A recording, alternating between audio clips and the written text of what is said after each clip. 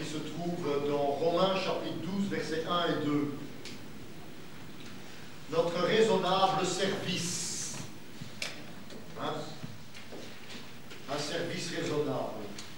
Je voulais que nous ayons dans notre cœur le sens des priorités par rapport aux choses du Seigneur. Le Seigneur ne fait jamais défaut. Pourquoi est-ce que nous lui faisons défaut? Pourquoi nous ne sommes pas fidèles? Où lui est fidèle? Pourquoi sommes-nous médiocres? Où lui est parfait? Je crois que nous devrions considérer un petit peu notre relation avec le Seigneur et définir des priorités. J'aimerais que notre vie en tant qu'enfant de Dieu soit une vie en tant qu'enfant de Dieu. Et pour cela, il y a quelquefois des ajustements à faire dans notre vie. Définir ce qui est important. Le texte dit ceci, dans Romains chapitre 12, versets 1 et 2. Après avoir donné beaucoup de théories, maintenant il nous demande de mettre en pratique. Et il dit, je vous exhorte. Ce n'est pas une obligation, hein. Dieu n'oblige jamais personne, mais il exhorte. Donc, frères, par la compassion de Dieu, à offrir vos corps comme un sacrifice vivant, saint, agréable à Dieu, ce qui sera de votre part un culte raisonnable. Ne vous conformez pas au siècle présent, mais soyez transformés par le renouvellement de l'intelligence, afin que vous discerniez quelle est la volonté de Dieu, ce qui est bon, ce qui est agréable et ce qui est parfait. Voilà. C'est dit. On a jeté le pavé dans la mare.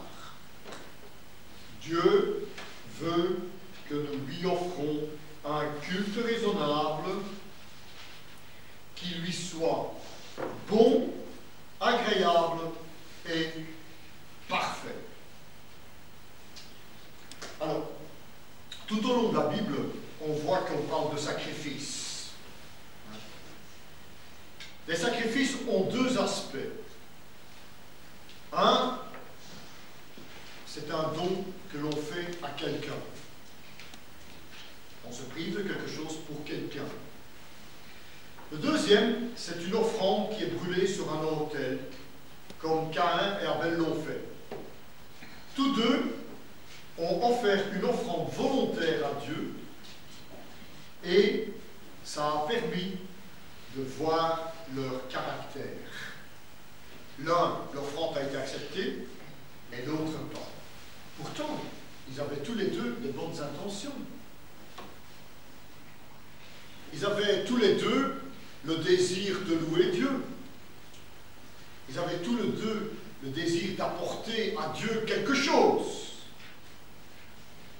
Pourtant, un a été accepté et l'autre n'a pas été accepté. Et la suite de l'histoire nous montre de quelle nature il était, quel caractère il avait. Alors, nous devons nous poser la question, est-ce que mon sacrifice que j'offre au Seigneur est-il celui de Caïn ou celui d'Abel? Dans le texte que nous avons ici dans la parole de Dieu, nous allons voir trois raisons pourquoi ce sacrifice que nous offrons à Dieu est raisonnable. Il est raisonnable parce que le sacrifice est fait pour nous. Nous voyons, Dieu vous exhorte donc, frères, par la compassion de Dieu. Dieu veut qu'on lui offre un sacrifice parce qu'il a eu compassion de nous. Il a été fait pour nous ce sacrifice. Parce que Dieu nous aime. Il nous aime parce qu'il s'est donné lui-même. Son amour était tellement grand que ça l'a embêté de ne pas pouvoir faire quelque chose. Et il s'y est investi pendant des siècles pour nous apporter le sacrifice de Christ. Et c'est pourquoi on voit: devenez donc les imitateurs de Dieu comme des enfants bien-aimés et marchez dans l'amour à l'exemple de Christ, qui nous a aimés, qui s'est livré lui-même à Dieu pour nous comme une offrande et un sacrifice de bonne odeur. Dieu, en s'offrant, a montré qu'il nous aimait. Il nous aimait et il n'a pas hésité à le faire lui-même. Il aurait pu envoyer quelqu'un d'autre. Non, il l'a fait lui-même. Dieu s'est donné lui-même. Et qui s'est donné lui-même pour nous, pour nos péchés, afin de nous arracher du présent siècle mauvais, selon la volonté de Dieu et Père. Et il dit Dieu et Père, c'est important. Parce que ce n'est pas un être, c'est notre Père.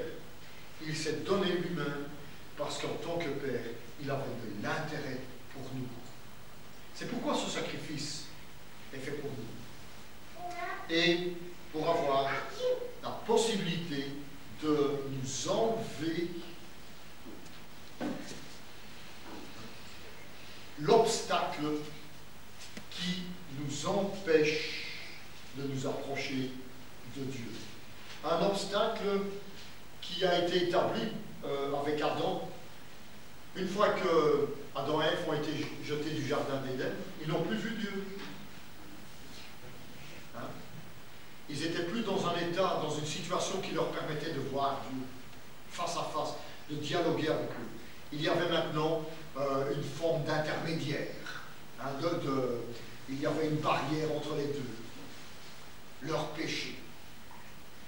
Et grâce à Christ, nous voyons qu'il nous dit ceci.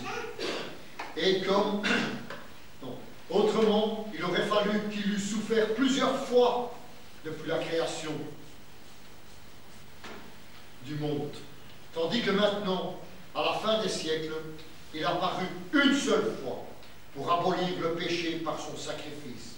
Et comme il est réservé aux hommes de mourir une seule fois, après quoi vient le jugement, de même, Christ qui s'est offert une seule fois pour porter le péché de plusieurs apparaîtra sans péché une seconde fois à ceux qui l'attendent pour son salut. Alors, nous voyons que Dieu nous aime